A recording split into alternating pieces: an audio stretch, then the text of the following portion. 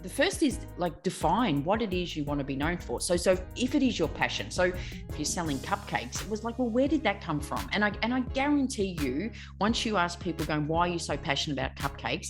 They will tell you a story. They will say, I remember growing up and my mum would sit there every Sunday and we would, and they're going to tell you a story. So define what you want to be known for, and I think it's a few levels here. Why are you passionate about what you do, but also what value. Hello.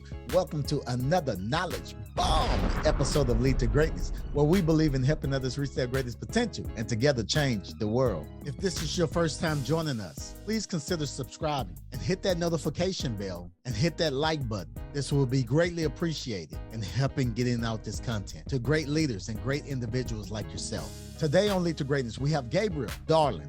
Gabrielle is a highly sought after international keynote speaker and educator on strategic storytelling and real communication. Her clients include the Obama Foundation, Amazon, and a list of other amazing clients. Gabrielle is a best-selling author of 6 books, including Real Communication, How to Be You and Lead Truth. Her dedication to the industry was recognized when she was awarded in 2020 Communicator of the Year by the National Association of Business Communicators, Asia Pacific region. Please help me welcome Gabrielle with the power of stories.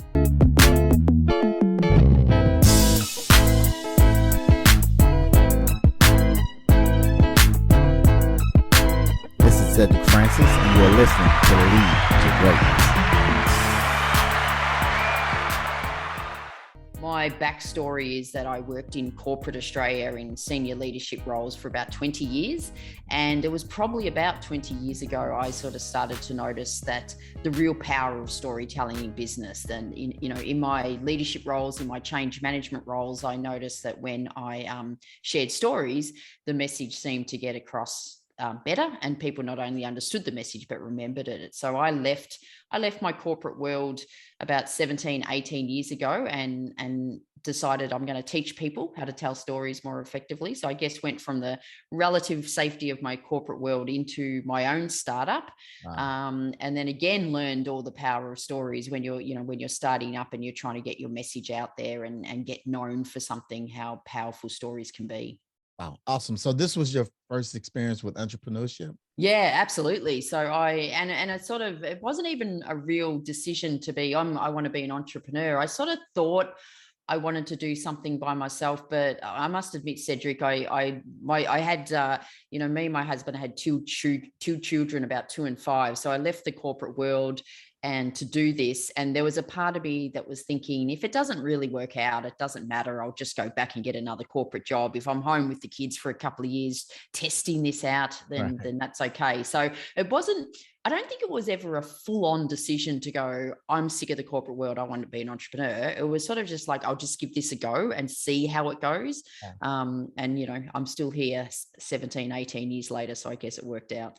That is awesome. So let's talk about, you just mentioned worked out. So what do you think? What was the sauce? What was the thing that made it work out? Yeah, look, that's a good question, because I must admit, so just even the concept of storytelling in business, when I started this, it was really new and people weren't buying it. So literally people weren't buying it.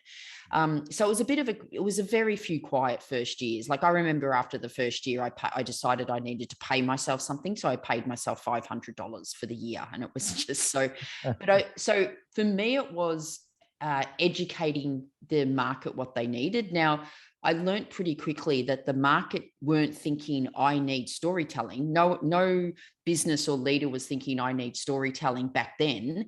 What they were thinking was, we need to communicate more better. We need to influence people. We need to drive change. We need to get our name out into the market. So they were their problems.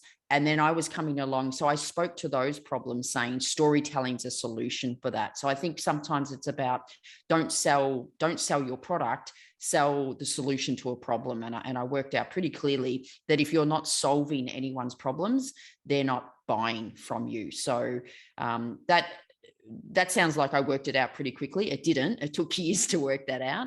And then there sort of, I think, became a tipping point too, where storytelling became really popular. And, people were just going, we need our people to get better at stories. We need to tell better stories. We need to tell better company stories, brand stories, all that type of stuff. All right, so we at a point where the customer needs something, but the customer don't know they need what they need. That had to be a big transition and, just really going through that trailblazing phase because it wasn't as popular as it is right now. You mentioned solving the problem and you said it didn't happen overnight. At what point did you realize, did you stumble upon the idea? What happened there? Look, it was the idea of storytelling was something that I sort of, I guess, discovered about 20 years ago in my own career. And I noticed that the really good leaders were sharing storytelling. So I always knew storytelling could solve their problems. And I always knew storytelling was a skill that people needed to learn and that I could perhaps do that. So I knew that. I was very passionate about that and I knew I could add value. I think at the start, I was trying to sell storytelling, though, where people are going, well, I don't need storytelling. But because because I knew my audience really well, there was a point going, okay, well, I hear them saying, oh, we've got a new strategy and we've got a new values, but people don't understand it and connect to it. And I'm going, well, storytelling could help with that. So that's one of the angles I went in on, that this will help you communicate your strategy more effectively internally. I knew clients, corporates would go, a lot of our leaders get promoted because of their technical ability, but then they get into leadership roles and they don't know how to communicate properly. And I'm going, well, I know I could help them with that. So it was really understanding what their problems were.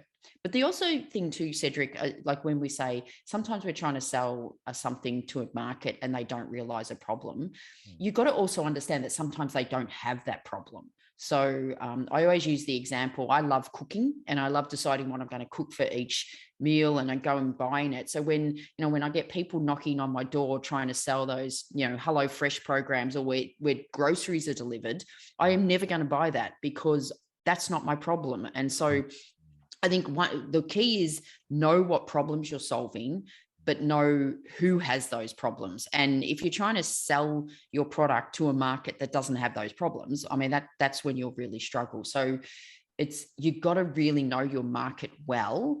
I did know my market well because I'd spent 20 years working in that market, like working in corporate. So I knew them well. I knew what their challenges were. I knew the language they spoke.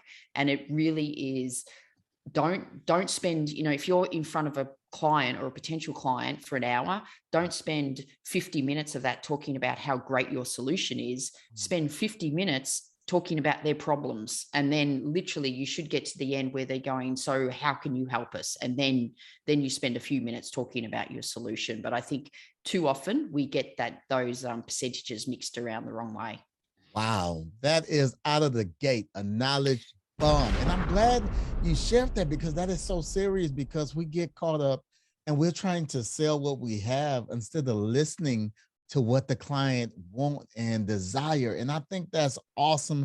I think what you just, the information you just gave alone, right into this podcast is enough information. I mean, people are paying hundreds of thousands of dollars for this information to find this out, so Gabriel, thank you for sharing that because that is so important. We could stop right here. We could stop right here, Cedric. Knowledge bomb done. Mic drop. So we're talking about storytelling. Like, what's the process in this? How do someone become an expert in storytelling? Yeah, well, first of all, I don't think you have to become an expert at it. I just think you've just got to get better at it. So that like anything, like any, real skill, some people will be naturally better at it than others, but we can all get better at it. So one of the things I do is, I basically run training workshops. I go in with clients and I run, a half day or a full day or whatever's needed, but helping them understand, first of all, the power of stories. So I'm sort of finding a lot of people in business, they put way too much bias on trying to influence and communicate through facts and figures and data and logic. And of course, yes, you need all that, but it's not engaging. So it's helping them understand the power of when you share a story. That's what people actually really connect and engage with because we're humans. So it's helping them understand that. And then it's taking through the process of well, where do they find these stories? So whether they find their stories either their own personal story. So for example, if you're a startup and you're running something, I would imagine you're really passionate about that. but where does that come from? And I can guarantee you it could be a story, from when you're a little kid or growing up, and so it's finding those personal stories you can share, but then it's also finding all the other, stories that you've done, perhaps stories you've done with clients or stories about your employees. So it's understanding the power of storytelling in the first place. It's actually then giving them the courage to share these stories, and then and the workshops is showing them how to do it. So it's one thing, I reckon the biggest mistake, one of the mistakes companies make is when they say we want our people to be really good at storytelling, but don't teach them how to do it. And it's on one hand, it seems easy. The biggest feedback I get from my workshops is, one of the biggest feedbacks is like, this is a lot harder than I thought it was. So telling a story really well in a business environment is a skill, and you just need to get better at it. I sort of talk about this in my latest book, and it's around brand storytelling. But to me, brand storytelling is, it's either your brand as an individual or your brand as a company. So the first is like, define what it is you want to be known for. So if it is your passion, so if you're selling cupcakes, it was like, well, where did that come from? And I guarantee you, once you ask people going, why are you so passionate about cupcakes? They will tell you a story. They will say, I remember growing up and my mum would sit there every Sunday and we would, and they're going to tell you a story. So define what you want to be known for, and I think it's a few levels here. Why are you passionate about what you do? But also, what values do you want to be known for? So again, whether this is an individual or a company, what values do you want to be known for? And a lot of companies, whether they're small entrepreneurs or large multinational organizations, they will all have values and go, oh, we want to be known for integrity, or we want to be known for customer service, or we want to know for being bold or innovative. Okay, what do you really mean by that? So one of the first process I take people through, okay, if you want to be known for integrity, what does that mean to you? Like, what does integrity really mean? Wow. And Cedric, you'd be amazed how many people say, this is our value. And when I say, what do you mean by that? After about 20 seconds, they sort of go, yeah, I haven't really thought about it this much before. So be really clear on what that means to you. And then I think there's two types of stories you need to find. One of the things I first start with is the personal story. So if you want to be known, if it's sort of like integrity, like let me give you an example, like it's integrity, right? I want to be known for integrity. What does that mean? It means doing the right thing. It means always telling the truth. It means always being there. If you say you're going to do something, do it, stuff like that. And I go, okay, so you pick one of those messages, and then have a story for that, because one message per story, people make a lot of mistakes when it comes to storytelling, but one is they have too many messages in their story.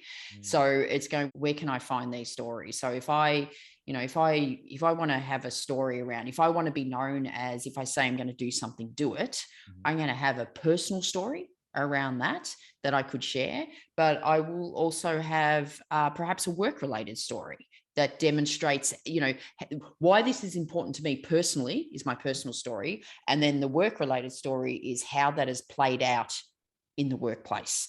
And then it's finding those stories. And then there's a whole skill in how you start your stories, what you put in the middle and how you end it. You don't want them going too long. You don't want to be starting your story with, let me tell you a story about, and you definitely do not want to end your story with the moral of the story is. So there's a whole real skill in that, but then it's finding ways to share them.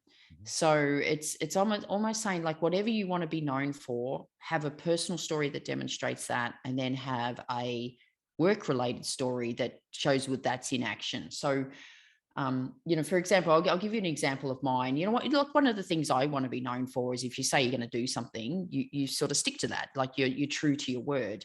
And one of the really powerful stories is when you don't do that and the regret you have. So a story I just always remember it when I think about this, so I often share it, is I remember when my daughter Jess was quite young. She would have been about like 10, and it was her school swimming sports, and she really wanted me to come to her swimming sports to watch her swim, and I said I would, and I committed that I would, and I went, and I got there, and I made it on time, and all the other parents were around, and I got so caught up in speaking to the other parents that I actually missed Jessie's swim. But the worst part is she knew it, because she told me later, I was standing at the start of the swimming pool, Mum, and I was yelling out to you and you weren't listening. You didn't see me. And she got to the end. And even when she did the tumble turn at the end, her head popped up and she yelled out, Mum. And so she knew that I wasn't watching her. So it's when you can share those stories, because I still remember that. That was like, I don't know, 8 years ago. And it was like that one. So you can commit to something. You can say, I'm going to be there. But if you're not present, then you're not there. So it's a story I share about when I didn't live that value. So I sort of say it's important to me, but I didn't live it. And if you're sharing story, you can probably tell by my voice that there's real regret there, which demonstrates it's important to me. When you're dealing with, let's say that negative story, what type of mistakes you shouldn't make when doing that? Yeah, look, and so I sort of see that's, I guess, the negative story. It's a story of vulnerability. And the reason we connect with those is everyone listening to this has probably thought, I've done such the same thing. I've done a similar thing where I've said I'm going to do something and haven't, or not been present. And so so the first reason, it makes it really relatable. Yeah. What you don't want to do when you're sharing a negative story like that is make it so, like, turn it in a way that it feels manipulative. I think that's one of the mistakes people make. But I think you've also got to be comfortable with showing that level of vulnerability. So I often talk about sharing stories about when you did the wrong thing and you regret it. That's vulnerable. That's being vulnerable. And, there's a lot of talk now that leaders should show vulnerability, that, the amazing work by Dr. Brené Brown. And I think the really good leaders do show vulnerability. They're the really good leaders that if you want to lead to greatness, both yourself or your people, it's being prepared to admit when you don't get it wrong and share those stories. So it is finding them. Now, clearly, I don't want to keep sharing stories all the time when I haven't done that. Like sharing one story that happened, 8-10 years ago, and the regret I have by default tells people that this is an important value to me. Yeah. If I then keep sharing stories when I haven't done it, you haven't learned the lesson. They haven't learned their lesson. So, but the other thing, so what we did, and so let me just give you another example of a story, and you would know which are the more powerful. People tend not to share their personal story. So they're going, well, it's business. So why am I sharing a story about not coming or not watching my kid swim? I should be sharing a work story. And so what we tend to do is work stories when we have lived the value. So I've got an example, because this value is so important to me. I've got an example where I had a client and they potentially wanted work, but they hadn't committed to it. And we sort of kept saying that until you commit to it, we can't hold the date. But we sort of said, we'll have the date as a tentative. And then I got the opportunity to go to America. And I said, if we got back to that client to see, and my assistant said, well, we haven't heard from them for like months. So clearly they're not going ahead. So we didn't get back to them to check. And I had committed to all this work to do in America. And then the client came back and said, so we're still locked in. And it was like, and I was just like, I could have easily said, you never committed, but they thought they had committed. And I said, well, you know what? I'll just delay my flight to America for a day, which I did. So, but when I tell that story, it sort of feels like I'm bragging and I'm big noting myself. And it was like, well, good on you. But so that story of me living the value in a work situation is nowhere near as powerful as the one about the personal story about my daughter. Absolutely. Yeah. But so that's the difference. And so when companies, when you're thinking about the stories you share, don't make them all work related, and don't make them when they're all, oh, look how great we are. We always live our values, because that is just not true. No one lives their values all the time. I worked with a client. They're actually an investment company in Vietnam, and the CEO, he's American, but he runs this company in Vietnam. And he says one of the most powerful stories that he shares with potential investors. And I'd done a bit of work with them, and I hope I've gave him the courage to share this story. He now says it's his most powerful story, and he shares it in front of all these potential investors of the worst investment mistake they ever made. And he tells it. And he goes, at first I thought, why would I share this story? Because they're going to think we're idiots, and why would they never invest in us? And he goes, but the reverse happens, because they're sitting there going, you've learnt your lesson. Like, you've made your mistake years ago. Goodness. And you're not going to make it with us. So he says he always starts with that story when he's speaking to potential investors. Like, if I'm speaking about, entrepreneurships or startups, or, doing what I do, I want to motivate people. I want to give people, some tips, some techniques, and I want to leave them with, you can do this. But I know if all my stories are about how great I am and all the good things I've done and you can do this, what it will potentially do is demotivate people, because people, and I get this, people look at me and go, oh, you are so successful. You've done this, you've done that. It's just, and you're so confident and you're so sure of yourself. And I go, yeah, not all the time. Not all the time.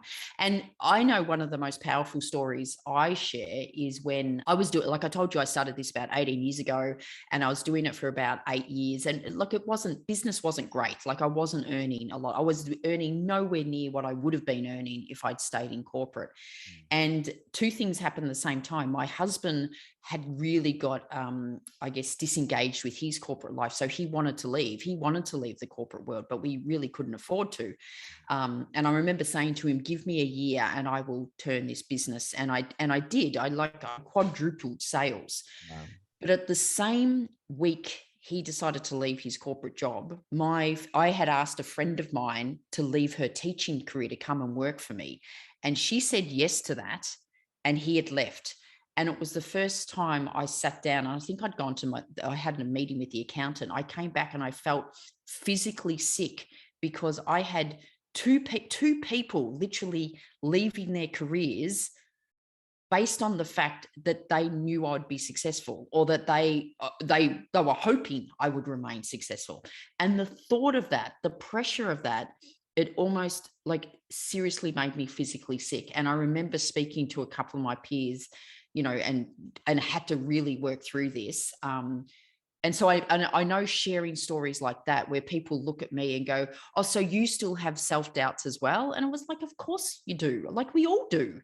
But people don't think that. Like, they look at someone successful, they look at someone in a leadership role, and just assume that they don't have those self-doubts or challenges. And I think it's up to people in those leadership roles to go, you know what, we actually do. And this is how we got through them. And I think that's inspirational and that's motivational, more than just all the great things I've achieved. What do you do when there's people around you, they believe in you, they believe in what you're doing, and they see what you don't see, but deep in your heart, you have that doubt and you have that resistance, like, I don't know, but they believe in you. What did you do at that point? So I guess the easy answer is, like, you get out of your own way, you can do it. And I remember my friend who came and was working for me, I kept sort of saying, are you sure? Are you really sure? And in the end, she said, can you stop asking me that? Because now you're making me not sure. So I realized that my insecurities was not serving anyone. So I know that. On the flip side of that, I find myself in the other way, where I can see something in people that they can't see. And I think all of us need that. I think if all of us look back in our life and our career, probably one of the turning points has been when someone has seen something in us that we haven't seen. So I think a couple of things. I think as leaders, it's our job to do that. I think it's, as a leader, that's ultimately your job, to find something in someone and give them the courage and confidence to do it. I think as an individual, if someone is saying you'd be really good at that, or, you should apply for this job, and you're going, oh no, I don't think I am, we are not in the best position to judge how good we are for that. We are not. It's other people that see us. They're in the best position. And the reason I say we're not in the best position, because the little voice of, you're not good enough, you can't do that, you're going to make a fool of yourself, what if it won't work, is too strong. Where we should be trying, and I know this is easier said than done, we shouldn't be paying attention to that little voice in our head. We should be paying attention to the external voices that are saying, you've got this. And that's, I know easier said than done, but Gabrielle, you are helping us. This is good stuff. This is speaking of missions and visions, because I think sometimes I've seen this, and a lot of times, especially with corporate, they put too much information into the vision statement, into the mission statement. So I spent a lot of my time working in the 80s and 90s in corporate Australia, and the mission statements and the vision statements and the purpose statements, they would spend months and months wordsmithing, and they would come out and they would just be nothing. I remember when, and this was probably in the early 90s, the whole greed is good. I worked for one of Australia's largest banks, and I think I still remember it, not all of it, but I still remember it because it was so ridiculous. It was, our mission statement is to be the preeminent leader in the industry. And it was like, what does that even mean? And how do you expect people to get connected and engage with that? So I think with mission and vision and purpose statements, my first rule is keep the language really simple, but then actually do it, live and breathe it. So to me, around brands, so when we talk about brand, what do you know? And to me, your brand is, what's your vision, what's your purpose, what's your values? And if they're all consistent and you live them all, that'll be your brand, what you want to be known for. To me, brand is the stories that people tell about you. When you're not around, I think Jeff Bezos said, your brand is what people say about you when you're not in the room. My slight tweak on that is, your brand are the stories people share about you when you're not in the room, because ultimately we share stories, right? Yes. We share stories.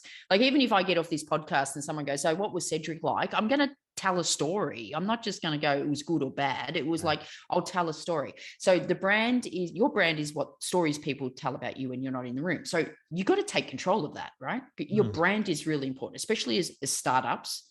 Your brand is critical. Your brand, people will either buy for you, they'll work for you, they'll refer you, they'll recommend you, they'll invest in you wholly on your brand. So take control of it.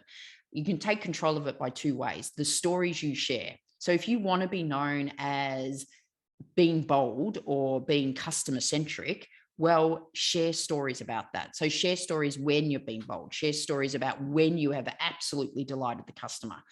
But also, that's one, share stories about it, but also do it. You actually have to do it. If you want to be bold, be bold. If you want to be known as exceptional customer service, then deliver exceptional customer service.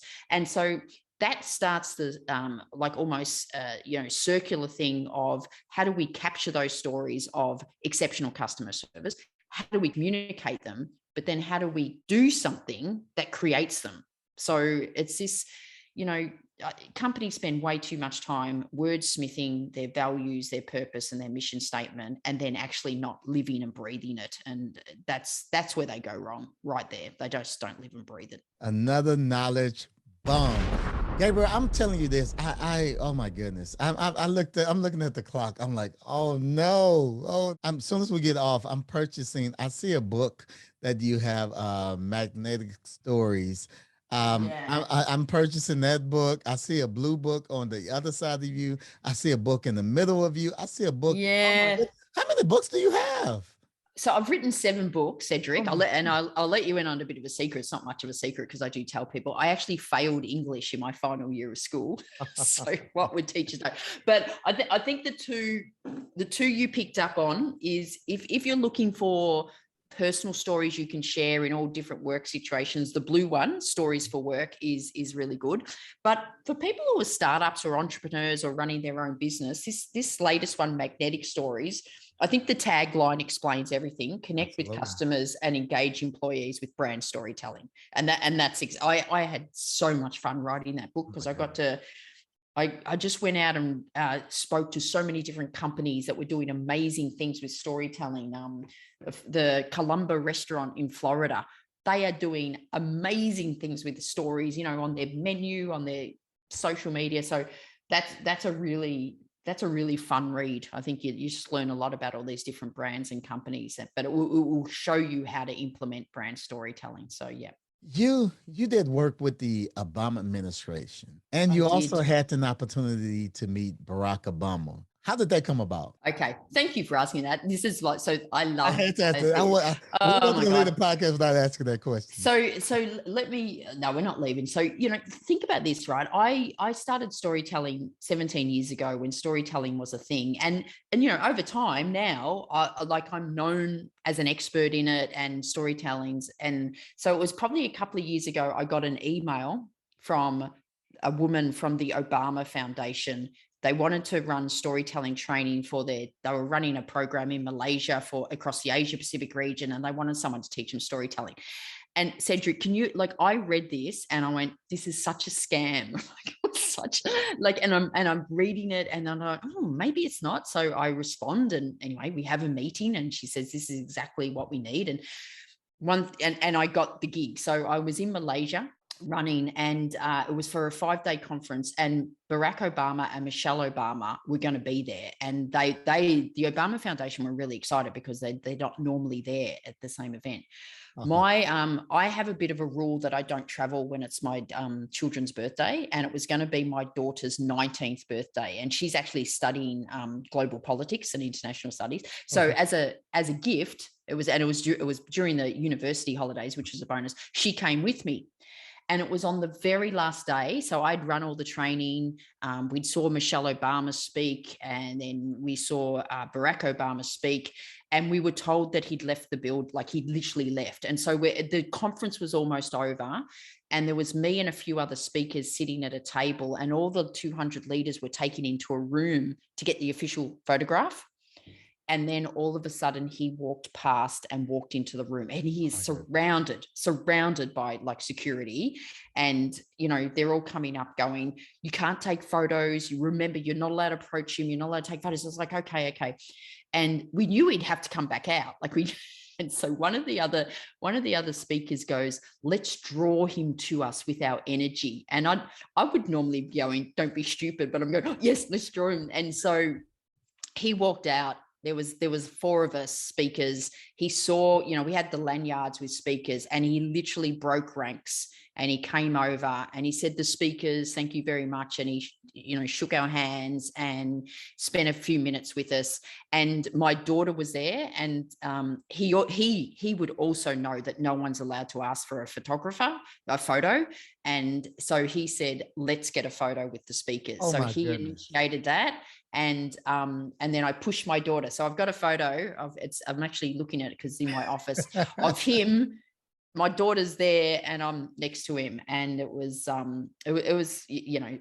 I could talk about like authentic leadership. You don't fake that. There was something about him that you cannot fake that. And he walked away, and my daughter goes, Mum, this is the best day of my life. And I just remember it took me about an hour for my heart to set. And I wouldn't say like I was, starstruck, but it was truly amazing. So I do have that photo up on my office wall. If I had an opportunity to meet Barack Obama, I would be starstruck.